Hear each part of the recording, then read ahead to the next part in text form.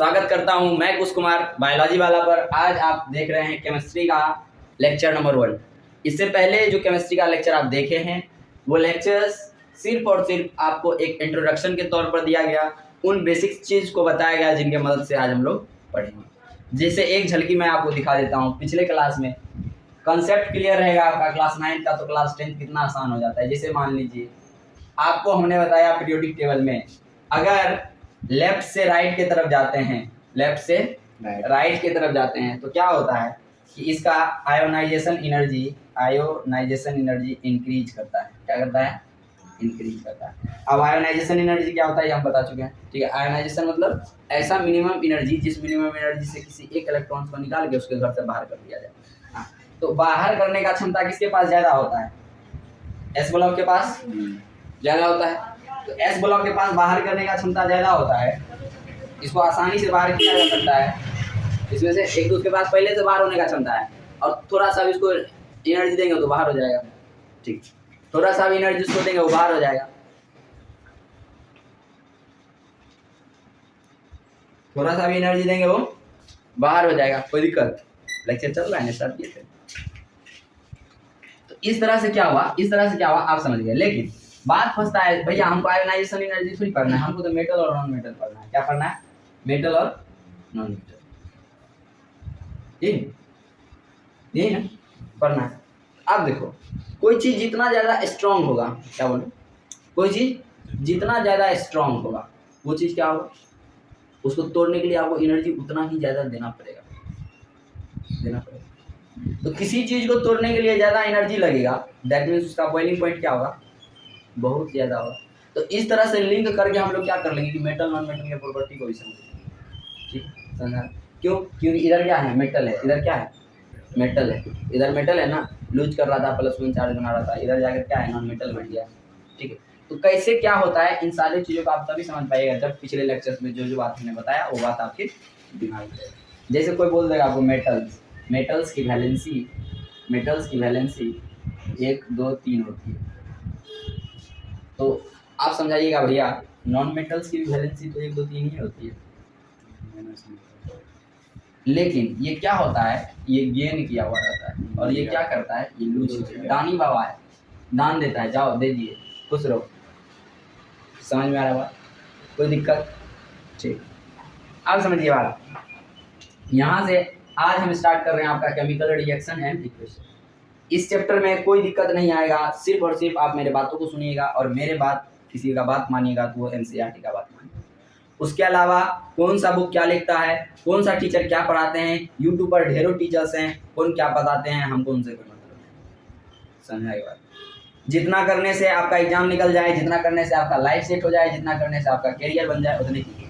पहले सेट हो जाइए, उसके बाद एक्स्ट्रा दिमाग लगाते रहिए। समझ में आ रहा बात? नहीं 21 साल 22 साल बहुत से बहुत 25 साल बाद बाबूजी कहेंगे हो गया जाओ, रुपया देना बंद, तब पता चलेगा, ठीक है। इसलिए 25 साल तक सोच लो कि हमको सेट कर लेना है, ठीक है। देखो ये यहाँ पे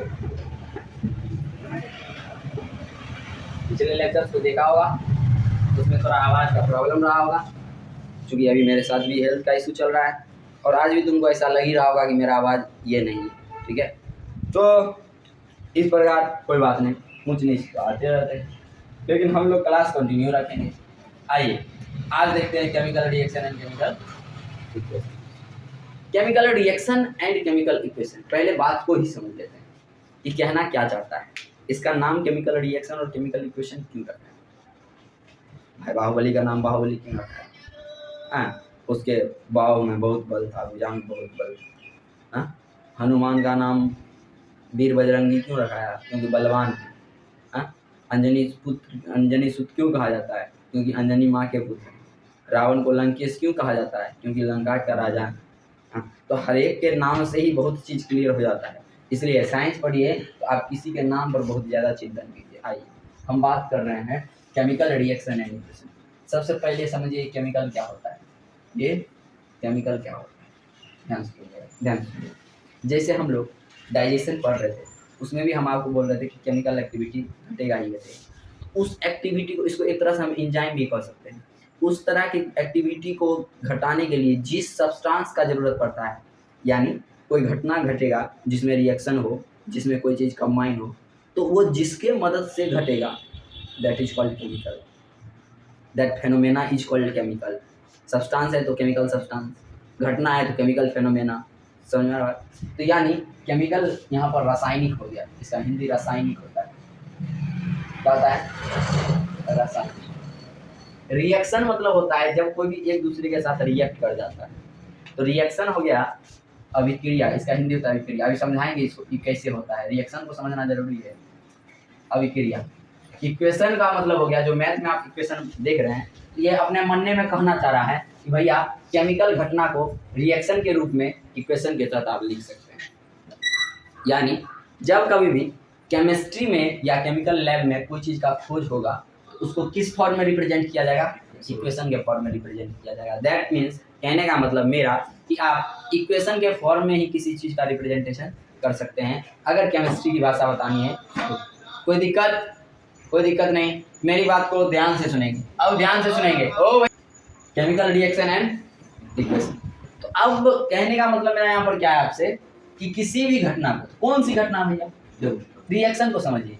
अगर मान लीजिए हमारे पास कोई केमिकल सब्सटेंस है, ठीक है, कोई केमिकल सब्सटेंस है ए, और हम दूसरे बी के साथ अभिक्रिया करना चाहते हैं, दैट मीन्स रिएक्शन करवाना चाहते हैं, तो क्या होगा, ये आपको ए बी देगा। क्या देगा? ए बी देगा। तो ध्यान से देखिएगा, तो ये आपका मैथ वाला फॉर्मूला बनेगा 4x + 2y = 6 होता है। इस बात को प्रूव कीजिए, x + y का वैल्यू आपको ज्ञात करना होगा। समझ में आ रहा है बात? समझ में आ रहा है? तो इस तरह से क्या हुआ, ये क्या है, ये एक इक्वेशन है, ठीक है, ये क्या है, इक्वेशन। लेकिन आप इसको मैथ में कहते होंगे लीनियर इक्वेशन इन 2 वेरिएबल, क्या यहाँ पर 2 वेरिएबल है x और y। हाँ, अगर एक वेरिएबल होता है तो उसी को लीनियर इक्वेशन इन 1 वेरिएबल कहते हैं। ठीक वही बात यहाँ करना है। तो एक मैथ का घटना था तब ना लीनियर इक्वेशन कहे, और 2 वेरिएबल कहे यानी 2 वेरिएबल आ गए। लेकिन ये क्या केमिस्ट्री का घटना है, इसलिए इसको कहते हैं केमिकल इक्वेशन। इसको क्या कहते हैं? केमिकल इक्वेशन, इस पूरे, ठीक है। और ये जो घटना घटा इस दोनों का अंदर वाला, और ये इस पूरे को कह दिए रिएक्शन, इस पूरे को क्या कर दिए? रिएक्शन। अब देखिए रिएक्शन का 2 पार्ट, केमिकल रिएक्शन का 2 पार्ट, ध्यान सुनिएगा, केमिकल रिएक्शन का 2 पार्ट, जैसे मैथ में 2 पार्ट LHS और RHS, ठीक उसी तरह से केमिकल रिएक्शन का भी 2 पार्ट, एक रिएक्टेंट रिएक्शन करने वाला, रिएक्टेंट रिएक्शन करने वाला, प्रोडक्ट यानी रिएक्शन के बाद जो प्रोडक्ट तैयार हो गया, जैसे मान लीजिए अभी आप लोग क्या है, रिएक्टेंट हैं, अभी आप लोग क्या है, रिएक्टेंट है। जब आप लोग तैयार होकर डॉक्टर इंजीनियर बन जाइएगा, कुछ बन जाएगा, तब आप लोग प्रोडक्ट होइएगा, यानी वो प्रोडक्ट आपको मिला। अभी आपके दिमाग में बहुत तरह का रिएक्शन चलता है, कभी बायोलॉजी का, कभी फिजिक्स का, कभी केमिस्ट्री का, कभी गर्लफ्रेंड का, कभी इसका, कभी उसका, बहुत टेंशन, कभी कोई मेरे गर्लफ्रेंड को बोल दिया है तो उसको मारना भी है, ये फालतू का बहुत रिएक्शन है, ठीक है। तो उस तरह से क्या है कि यहाँ पर साइंस में केमिकल रिएक्शन में 2 पार्ट होगा, रिएक्टेंट होगा और प्रोडक्ट होगा। रिएक्ट और एंड यानी रिएक्शन करने वाला, रिएक्ट मतलब रिएक्शन करने वाला जो सब्सटेंस होगा दैट इज कॉल्ड रिएक्टेंट। समझ में आ रहा है? आयुष समझ में आ रहा है? कोई दिक्कत नहीं हो रहा है? कोई दिक्कत साहिब? चल ये बात समझिए। अब ये दोनों रिएक्ट करने के बाद जिस चीज़ का निर्माण किया वो प्रोडक्ट हो गया। जैसे मान लीजिए ये देखिए, ये मल्टीप्लाई है, 4 × 3 मल्टीप्लाई है, फाइंड द प्रोडक्ट ऑफ, इसका प्रोडक्ट बताइए 12, ये प्रोडक्ट हो गया। समझने में कोई दिक्कत है? कोई दिक्कत है तो बताओ। तो ये रहा आपका केमिकल रिएक्शन। केमिकल रिएक्शन क्या होता है, केमिकल इक्वेशन क्या होता है, समझ में आ गया? केमिकल इक्वेशन क्या है? Chemical equation is the system of representation of chemical reaction. Chemical reaction को जिस सिस्टम से हम लोग रिप्रेजेंट कर देते हैं, जैसे देखो सबका अपना अपना भाषा है, ध्यान से सुनना, सबका अपना अपना भाषा है सबका अपना अपना भाषा है। क्या भाषा है इसको समझो। जैसे मान लो इंग्लिश पढ़ रहे हैं तो क्या बोलेंगे? Ram is going to Patna, Ram is going to Patna. अगर हिंदी में बोलना होगा तो क्या बोलेंगे? राम पटना जा रहा। अगर संस्कृत में बोलना होगा तो कुछ और बोलिएगा, रामा पटना गच्छति।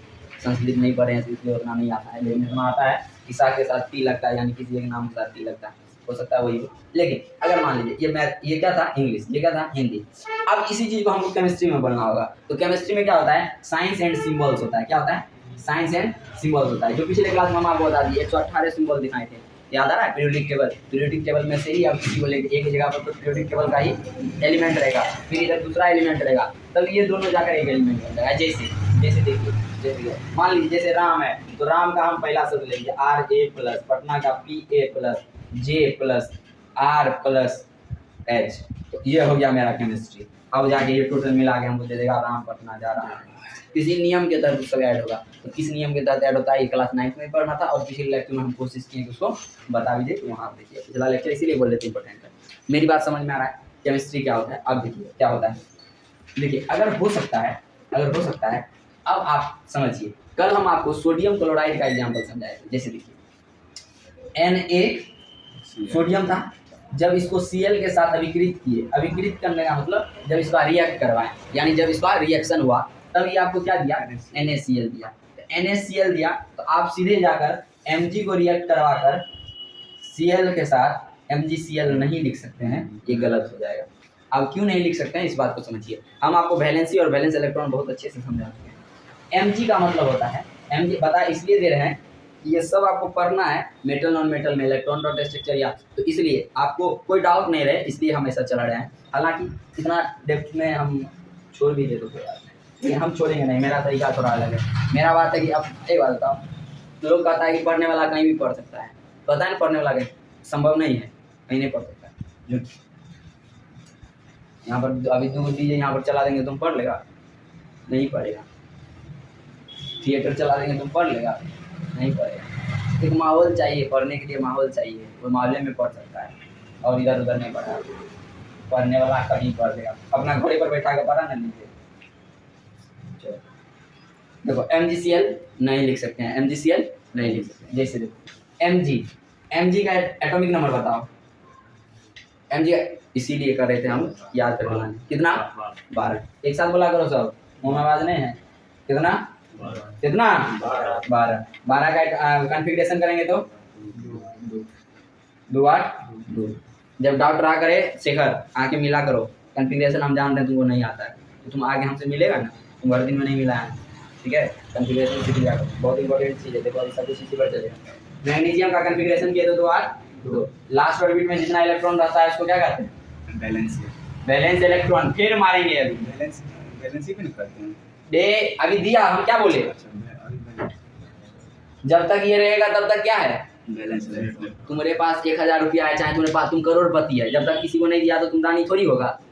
अच्छा किसी को नहीं दिया तो तुमसे मांग लेगा क्या? तुम कहेगा हम करोड़पति, हम करोड़ वाला, एक डाल मारेगा देगा सही है करके सब करोड़पति का नशा उतर जाएगा। कहने का मतलब जब तुम किसी को दिया नहीं, किसी से बिना शादी कर ले उसको तुम पत्नी बना लेगा हैं? ऐसे मैग्नीशियम का वैलेंस कितना होता है? 2। लेकिन कब होता है? जब तू देता है। अभी क्या है, हम क्या पूछे कि लास्ट ऑर्बिट में 2 है, अभी ये क्या है? बैलेंस। लेकिन जब ये किसी को दे देगा, देगा कब? जब लेने वाला रहेगा तब। ये लड़का का मन है शादी करने का, लड़की मिली नहीं रही है, लड़की में करवा दो शादी, समझा? तो अकेले नहीं होगा ये, जब भी इलेक्ट्रॉन लूज करेगा तो लेने वाला होना चाहिए, और जब तक लेने वाला नहीं होगा तब तक ये देगा नहीं। तो जो लेगा वो क्या होगा? 2 माइनस में चला जाएगा, उसका वैलेंसी -2 हो जाएगा, तब इसका वैलेंसी क्या हो जाएगा? 2 प्लस हो जाएगा। कोई दिक्कत? तो Mg की वैलेंसी कितनी? बोलना जोर से। Mg की वैलेंसी कितनी? 2 प्लस। कितना? 2 प्लस। तो ले Mg की वैलेंसी तुमने बोला 2 प्लस, तो हमने यहाँ पर लिख दिया 2 प्लस। Mg की वैलेंसी कितनी लिख दी मैंने? 2 प्लस। कितनी लिख दी? 2 प्लस। देखो क्लोरीन है, क्लोरीन का एटॉमिक नंबर 17। कैसे करोगे? 2 8 7 2 8 7 2 8 7 4। कितना? इसको कितना इलेक्ट्रॉन चाहिए 8 पुराने के लिए? 1 इलेक्ट्रॉन चाहिए ना? हाँ 1 इलेक्ट्रॉन चाहिए ना? तो इसका वैलेंसी, क्लोरीन का वैलेंसी कितना? -1 तो क्लोरीन की वैलेंसी कितनी? -1। तो Mg के पावर 2 प्लस है और Cl का पावर -1 है, इसका मतलब वैलेंसी एक्सचेंज होगा ना। तो Mg के पास इसका वैलेंसी आया और Cl के पास इसका वैलेंसी आया, 1 नहीं लिखते हैं तो ये क्या बन जाएगा? MgCl। इसका मतलब यहाँ पर MgCl लिखकर नहीं MgCl2। समझ में आया? इधर वाला घटना रिएक्टेड, इधर वाला घटना प्रोडक्ट। कोई दिक्कत? अब समझ में आया कैसे क्या करते हैं, कैसे बनाते हैं? अब समझ में आया कि तुमको कॉन्फ़िगरेशन कितना जरूरी है? अच्छा चलो कॉन्फ़िगरेशन भी तुमको कर देते हैं। मान लो एटॉमिक नंबर अगर कह दिया हमको क्या, मैग्नीशियम का कॉन्फ़िगरेशन कीजिए। कह दिया हमको मैग्नीशियम का कॉन्फ़िगरेशन कीजिए, तो ध्यान से सुनिए। मैग्नीशियम ये देखना है कि वो क्या है, 10 से पहले है या 10 के बाद है। तो तुमको 4 लाइन लिख लेना है, KLMN। क्या लिखना है? KLNM। इतने घर है उसके पास, इतने घर में से वो कहीं कहीं जा सकता है, ठीक है। तो KLMN है, तो तुमको याद रखना है 2882। क्या याद रखना है? 2882। क्या याद रखना है? 2882। समझा? गर्लफ्रेंड का नंबर बहुत याद कर लेता है, जितना बार बदलता है सबका याद रखता है। एक्स का एक्स उसका भी याद रहता है। ये याद रखो 2882। क्या? 2882। यही जादू है कि बहुत आगे, ये बहुत गर्लफ्रेंड तुमको दे सकता है। सब याद रहेगा तो बहुत गर्लफ्रेंड बना सकते हो, ठीक है। चलो देखो इधर, के यहाँ पर 2 लिख देना है, ठीक है। अब अगर 10 से पहले है तो इसमें कितना जोड़ेंगे? तो जैसे मान लो 6 नंबर पर क्या आता है? कार्बन। चलो 6 नंबर पर कार्बन आता है, तो 2 तो पहला में आ गया, तो 2 में कितना जोड़ेंगे तो 6 आएगा। यहाँ 4 लिख देंगे, हो गया कॉन्फ़िगरेशन, ठीक है। अगर 10 के बाद आएगा तो पहले 2 और 8 लिख के 10 कर लेंगे, ठीक है। फिर मान लो मैग्नीशियम का कितना होता है? 12। 2 8 10 बार यहाँ 2 आएगा, समझा? फिर इसी तरह से चलते जाएंगे कहाँ तक? 20 तक। अभी सॉरी 18 तक, ठीक है। 18 तक 2 8 8 18 हो जाएगा। तो जैसे ही 8 हो गया, तो अब इसमें नहीं ना डाल सकते हैं, फिर अगला में डालेंगे। यानी पहला डिब्बा में 2 आदमी डालेंगे, उसके बाद जितना उसके बाद रहेगा 8 गो, उसके बाद फिर उसके बाद 8 गो, और फिर उसके बाद 2 गो। अब इसमें कम बेस करते रहना है, 8 से ज़्यादा नहीं देना है, 8 से कम दे सकते हैं। यहाँ पर 2 से ज़्यादा नहीं देना है, 2 से कम दे सकते हैं। यहाँ पर भी 2 से ज़्यादा नहीं देना है, 2 से कम दे सकते हैं। कोई दिक्कत? कोई दिक्कत? कोई दिक्कत नहीं ना? अपने अपने कॉपी पर क्लोरीन का करके दिखा दो। क्लोरीन का 17 होता है एटॉमिक नंबर, जल्दी करो।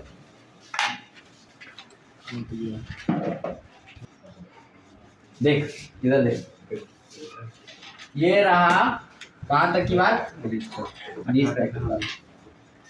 अब आप पूछती है कि भैया अगर गोल्ड का निकालना होगा तो क्या करेंगे? देखो गोल्ड का हटाओ, हम पूरा एटॉमिक के अथी का बता देते हैं, पीरियोडिक के टेबल का बता देते हैं, ठीक है।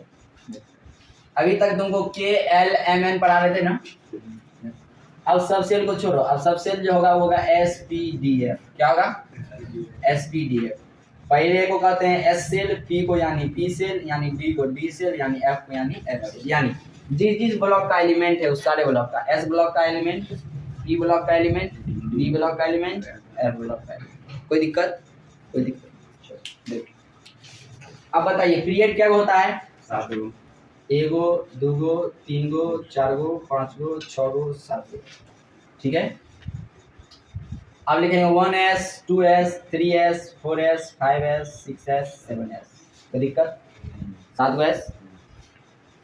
अब एक स्टेप छोड़ते जाएंगे, ये खाली रहेगा, दूसरे से यहाँ लिखेंगे P। 2p हो गया, 3p हो गया, 4p हो गया, 5p हो गया, 6p हो गया, 7p।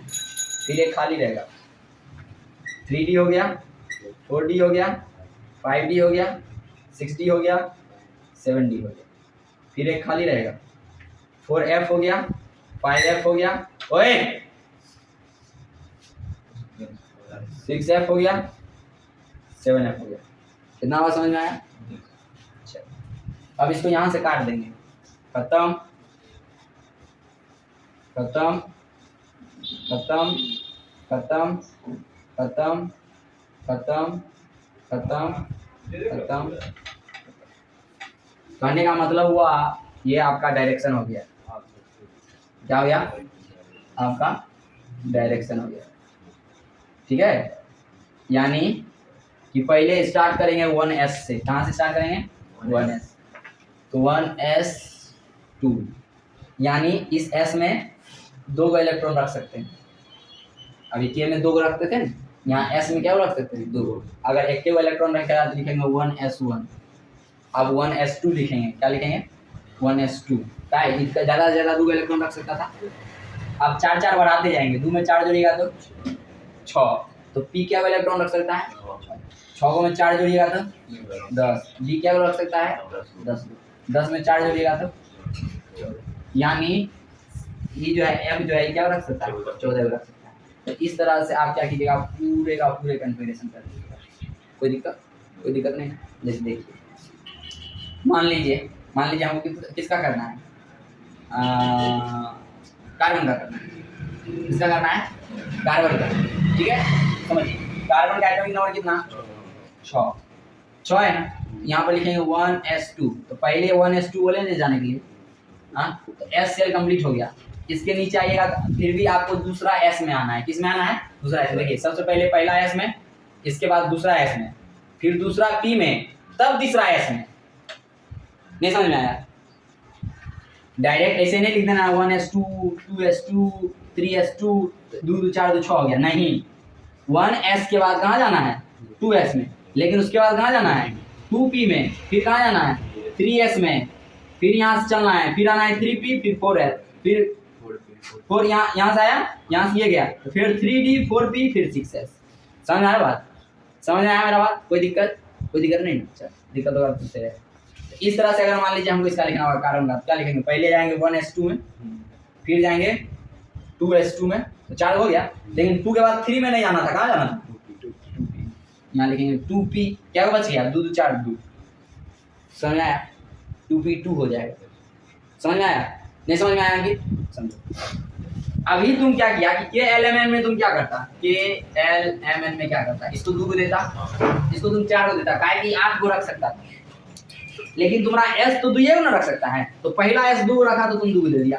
लेकिन कहा दूसरो s 2 को रख सकता है, s तो 2 को रख सकता है, चाहे दूसरा हो चाहे तेसर हो। समझ आ रहा है?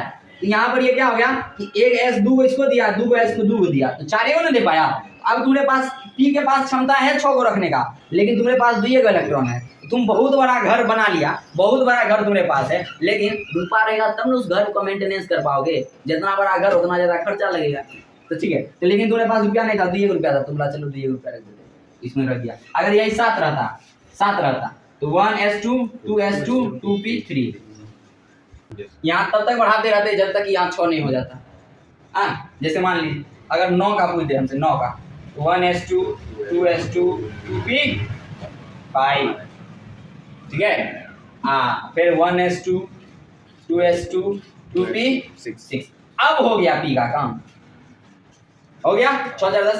अब अगर सोडियम का पूछ दे तो इतने 11 है। अब 2p के बाद कहाँ जाना था? देखो पहले 1s में गए, 1s से निकलकर 2s में आए, 2s से निकलकर 2p में आए, 2p से निकलकर 3s में आए, 3s से निकल के 3p में जाएंगे, फिर 4s में आएंगे। तो 2p के बाद कहाँ गए हम? 3s के पास। 2p के बाद कहाँ गए? 3s के पास। फिर जाएंगे यहाँ पर 3s1 लिख देंगे, 11 को हो गया। फिर मैग्नीशियम का 1s2 2s2 2p6 और 3s। इस तरह से पूरा पीरियोडिक टेबल का तुम लिखते जाएगा, यहाँ तक आते आते सब। कोई दिक्कत? s क्यों रखेगा? बस हो गया। अब 4 4 बढ़ाते जाएगा। नहीं समझ में आया? चल ऐसे भी नहीं समझा। s में क्या ग्रुप था? s ब्लॉक में क्या ग्रुप था? s ब्लॉक में क्या ग्रुप था? नशा में रहता है कि 7 ग्रुप करता है। S ब्लॉक में क्या ग्रुप था? 2 ना था, वही।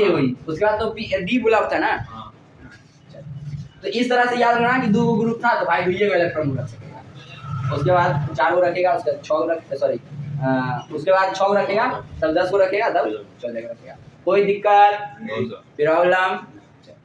माथा सुस्ता है बोका, जो है वो मिट जाएगा, ऐसे कर रहा है। चल देख अब आगे सुन। ये सब लेकिन जानता है तुम, ये सब 9th में पढ़ना था, पढ़ा दे रहे हैं। 9th में था सुतल गोवर्धन दास सब, दिखाई नहीं यार बेचता था।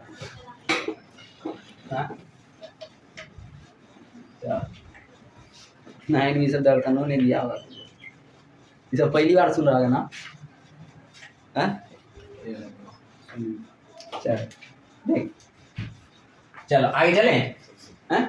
केमिकल रिएक्शन एंड इक्वेशन पर देखिए, दुनिया में कोई भी फेनोमेना है तो उसको हम 2 कैटेगरी में रखते हैं। देखिए संसार में परिवर्तन नियम है, यानी परिवर्तन होगा। एक ऐसा ही चीज है जो सत्य है, बदलाव सत्य है।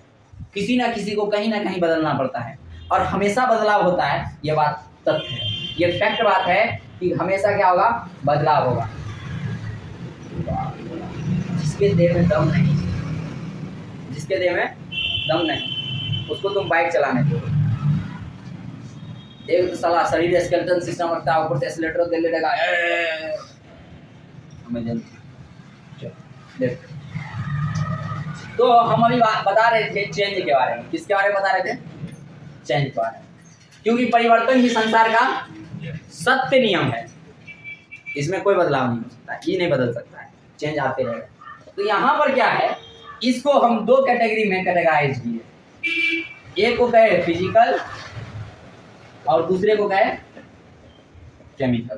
ध्यान से सुनिएगा, एक को कहे फिजिकल और दूसरे को कहे फिजिकल चेंज मतलब टेम्पररी चेंज।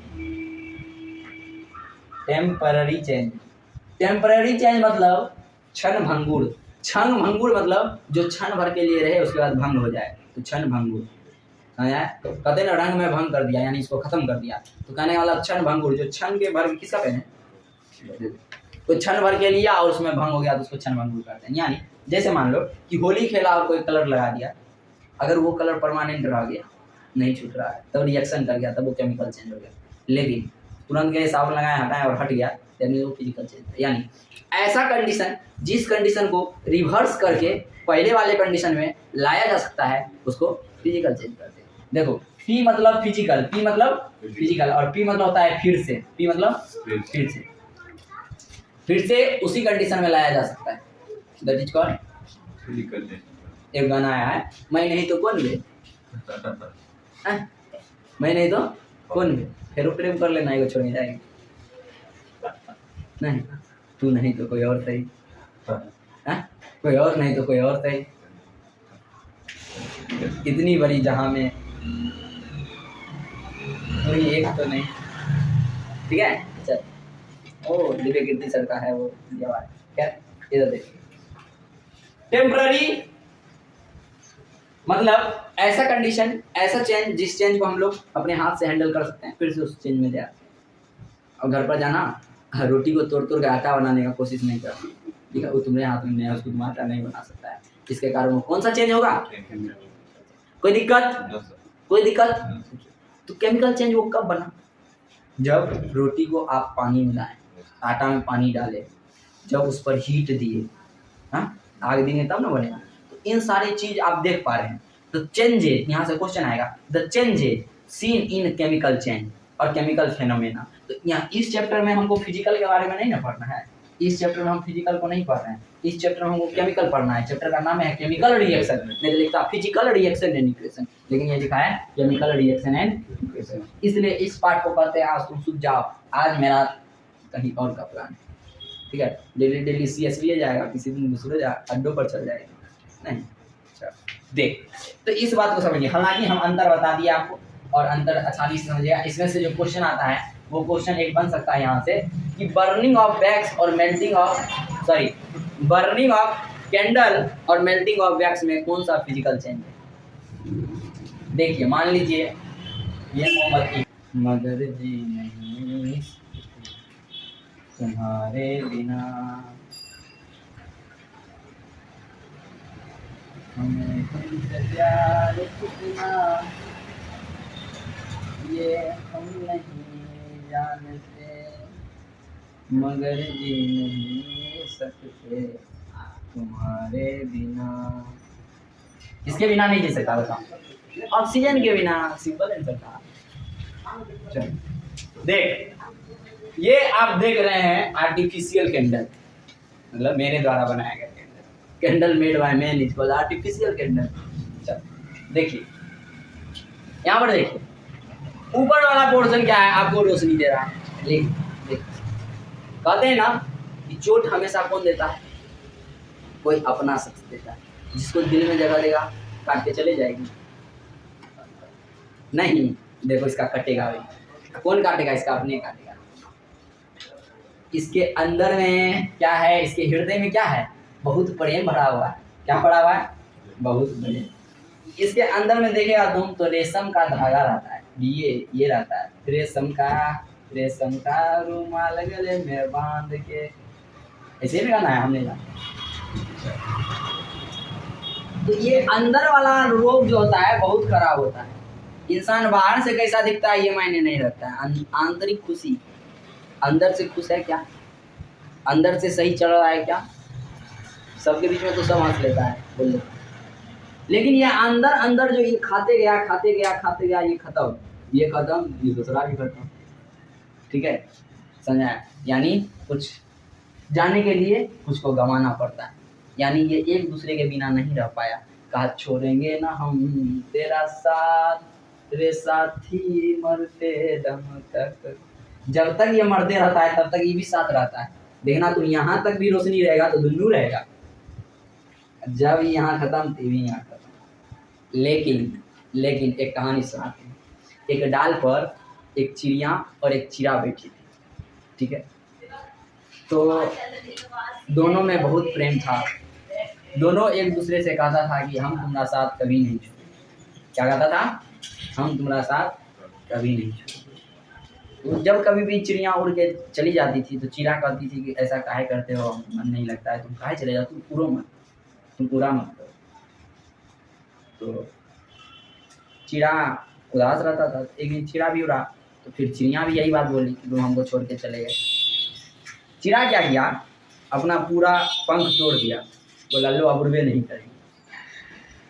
एक दिन जोर का आंधी आया, जोर का, बहुत जोर का आया, मतलब आने वाला था, आशंका हो गया। उन पक्षी लोग को 6 ऑर्गन होता है, उन लोग को पहले इसका पता चल जाता है। उसको लगा कि अब आंधी तूफान आने वाला है।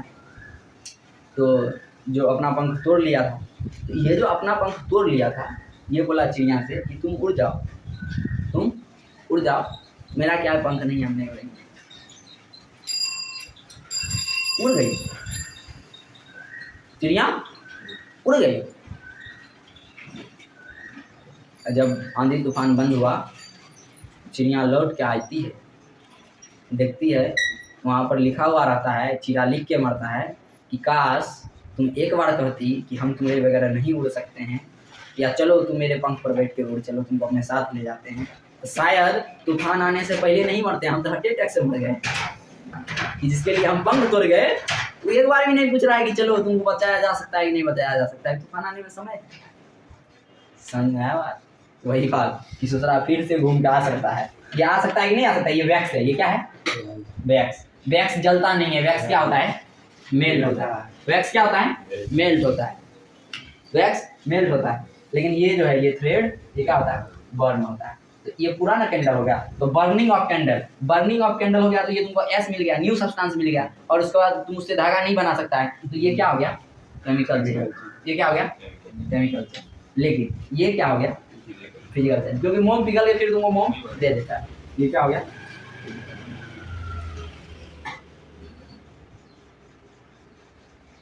कोई दिक्कत? कोई दिक्कत नहीं ना? साइड एक गिलास पानी पिलाओ। चलिए, इतना बात समझ में आया? बेसिकली इसको बनाओ।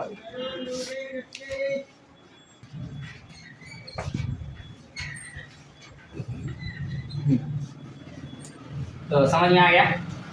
समझ में आ गया जो समझाना चाह रहे थे? तो देखिए, केमिकल, अब देखो एक बात और बताते हैं। जब शादी हो जाएगा, जब तुम कहीं ड्यूटी पर चला जाएगा, तो पत्नी फोन करेगी, एक गाना ने,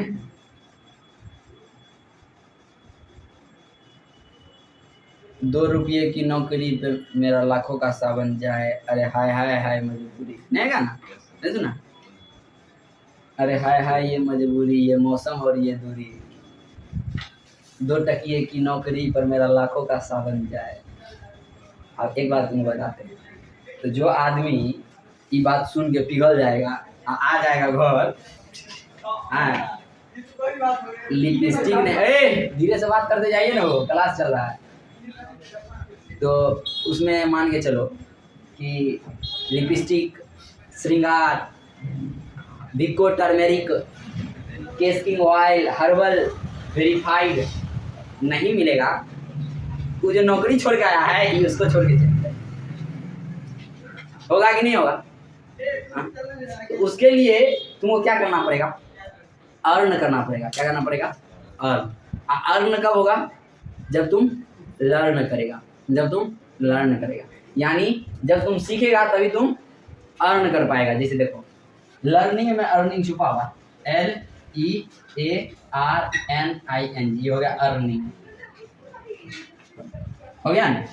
अर्निंग हाँ हे दीदी तनी धीरे बात करो ना। किसका भाई बोल रहा है? देखो यह अर्निंग ये कौन सी है अर्निंग, लेकिन अर्निंग के पहले कौन सी जगह था लर्निंग। आई एल बहुत खराब है, अगर अर्निंग अर्निंग में नहीं आया तो जिंदगी में एल लग जाएगा, अगर ये अर्निंग से पहले जिंदगी में एल लग गया तो जिंदगी में लर्निंग आ जाएगा। समझ आ रहा मेरा बात? कोई दिक्कत? एल से बचो, L for love, L for learning, समझ रहा है? इक्विवेलेंट। चल आगे बढ़े। तो इस तरह से आप क्या देखे, मेरे बात पर ध्यान दीजिए, इस तरह से आप क्या देखे कि पहले ये क्या था सॉलिड था, क्या था सॉलिड था। जैसे ही इसमें हीट आया, इसमें हीट आया तो ये क्या हुआ आपको मेल्ट हुआ, यानी इसके शेप एंड साइज में चेंज आ गया। आया कि नहीं आया? आया। तो इस हिसाब से आप देखिएगा कि जब कभी भी केमिकल फेनोमेना घटेगा, जब कभी भी केमिकल फेनोमेना घटेगा, वो फेनोमेना इस चीज़ों से प्रेरित होगा कि सबसे पहला बात आपको दिखेगा उसमें टेम्परेचर का जरूरत पड़ेगा। तो बुक लिखता है चेंज इन टेम्परेचर सीन, ध्यान से सुनना, चेंज इन टेम्परेचर, ध्यान से सुनना, इसको मिटा दे। अब ध्यान से सुनना, ध्यान से मेरी बात को सुनना। चेंज इन टेम्परेचर और राइज इन टेम्परेचर में अंतर है। चेंज इन टेम्परेचर और राइज इन टेम्परेचर में अंतर है। क्या अंतर है? क्या अंतर है? चेंज का मतलब हो गया टेम्परेचर का बदलना, या तो घटा दीजिए या तो बढ़ा दीजिए, लेकिन चेंज आएगा। जैसे ये लड़का बदल गया, अगर खराब है तो भाई अच्छा हो गया, अगर अच्छा था तो खराब हो गया, अच्छा खराब जरूर हुआ। ठीक इसी तरह से चेंज इन टेम्परेचर का मतलब हुआ कि टेम्परेचर को या तो घटाइए या तो बढ़ाइए। तो घटाने बढ़ाने से जब कभी भी किसी के स्टेट का परिवर्तन हो जाता है that is called change in temperature. कोई दिक्कत? अब देखिए राइज इन टेम्परेचर का मतलब हो गया कि आप उष्मा को सिर्फ बढ़ा रहे हैं, टेम्परेचर को क्या कर रहे हैं सिर्फ बढ़ा रहे हैं। राइज शब्द का मतलब हो गया उदय होना, राइज का मतलब क्या होता है उदय होना। तो किसी चीज को बढ़ाना तब जाकर ये हो गया राइज इन टेम्परेचर। कोई दिक्कत? कोई दिक्कत नहीं। तो हमेशा लिखना है change in temperature, change in rise in temperature होगा मेल्टिंग थोड़ी होगा, हमेशा बॉइलिंग होते रहेगा। समझ आ रहा बात? समझ आ रहा बात? आप देखिए तो यहाँ से क्या आप समझे, यहाँ से आप क्या समझे, अगर केमिकल चेंज करना है तो सबसे पहले हमको क्या देना होगा, क्या देना पड़ेगा, टेम्परेचर चेंज करना पड़ेगा। तो मान के चलिए यहाँ से हम, ये मेरा स्टोव है, ये मेरा बंसन बर्नर है, और यहाँ से हम टेम्परेचर दे रहे हैं। ठीक है, यहाँ से क्या दे रहे हैं टेम्परेचर दे रहे हैं। ये हमारे पास बीकर है। ठीक है, एक बात बताओ, चाय तो बनाया होगा, सब बनाया होगा चाय, नहीं चाय पानी गर्म किया होगा। अब जब तुम हीट दिया तो पहला काम तुम किया change in temperature, change in temperature. तो कोई आपसे पूछे कि भैया केमिकल घटना घट रहा है, ये बताइए हम कैसे जानेंगे केमिकल घटना घट रहा है? कहिएगा भैया वहां पर देखिएगा आप चेंज इन टेम्परेचर हो रहा होगा, पहला बात। इंपॉर्टेंट क्वेश्चन है आएगा, the changes seen during the chemical change, chemical reaction, तो आपको ये सब बात बताना पड़ेगा। दूसरा जब आप पानी को गर्म किए, हीट दिए, तो आपको ऊपर में दिखता होगा भाप की तरह। अगर इस पर कुछ रख दीजिए तो वो उठने लगता है, इसका मतलब वो क्या कर रहा है, चेंज हो रहा है ना, स्टेट चेंज हो रहा है ना। पहले वाटर था, वाटर से वाटर वेपर आ गया ना, तो change in state is also seen, change in state, change in state. कोई दिक्कत? चलो अब नेक्स्ट बढ़ो, यानी किसी एक बात से कैसे हम 3-4 पॉइंट निकाल सकते हैं, सो देखते चलिए। अब जब इसको राइज किए और यहाँ वाटर वेपर में बदला, तो वाटर का कलर और वाटर वेपर के कलर में अंतर आएगा ना। तो यहाँ पर क्या लिखिएगा, चेंज इन कलर। कोई दिक्कत नहीं। क्या कुछ बोल रहे हैं? वाटर का कोई कलर नहीं होता, इसका मतलब कलर होता है। वाटर का कोई कलर नहीं होता है, इसका मतलब कलर होता है। सारे कलर को मिला के घस फंस देंगे तो व्हाइट कलर बन जाएगा। तो वाटर तो सर ट्रांसपेरेंट होता है। हाँ, वाटर तो ट्रांसपेरेंट होता है। हम यहाँ पर क्या लिखें, चेंज इन कलर। हम इन्हें बोले कि कलर ज़्यादा हो जाएगा, कलर बढ़िया हो जाएगा, कलर में चेंज दिखेगा। वाटर वेपर के ड्रॉपलेट को लीजिए और वाटर के ड्रॉपलेट को लीजिए, अंदर पता चल जाएगा कि वहाँ पर है। अच्छा हट, मार को देखा है, मार को देखा है ना। मार कहाँ से आता है? चावल के पानी से ही ना मार बनता है ना। हाँ, एक बात बता, मार के कलर में और पानी के कलर में अंतर होता है कि नहीं? होता है, Yes. होता है। दैट मीन्स कलर चेंज आपको दिखेगा ही दिखेगा। कोई दिक्कत है तो बताओ, दिखेगा ही दिखेगा। चलिए अब यहाँ बना वाटर वेपर। तो वाटर वेपर क्या था? गैस था ना, गैस था कि नहीं था? Yes. तो यहाँ पर क्या लिखेगा? Evolution of gas. क्या लिखेगा? Evolution of gas. अब पांचवा, हालांकि आपके बुक में एनसीईआरटी में ये चार्ट दिया है, एक पांचवा लिख लीजिए, formation of precipitate. Formation of आप प्रिसिपिटेट क्या होता है? जब हम लोग रिएक्शन पढ़ाएंगे आपको तो बताएंगे। प्रिसिपिटेशन रिएक्शन एक अलग बताएंगे, ठीक है। ये इंसोल्यूबल व्हाइट सब्सटेंस होता है, ठीक है, जिसका फॉर्मेशन होता है। चलिए, अब इस तरह से आप समझ गए कि कोई आपसे पूछेगा कि रासायनिक अभिक्रिया कब हो रही है, यानी केमिकल रिएक्शन कब हो रही है। आपको ये अगर इतना तरह का चेंज आप में दिख रहा है, इसका मतलब अब आप रासायनिक अभिक्रिया कर सकते हैं। कोई दिक्कत? इससे पहले बुक जो है एनसीईआरटी बुक, वो आपको देती है कि भैया एक एक्सपेरिमेंट देती है, वो एक्सपेरिमेंट आप देख लीजिए।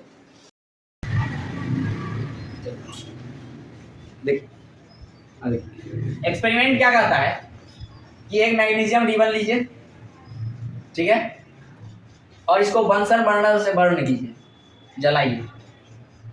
नीचे एक डिश रख लीजिए, देखिएगा कि इस डिश में मैग्नीशियम ऑक्साइड आ जाएगा, मैग्नीशियम ऑक्साइड आ जाएगा।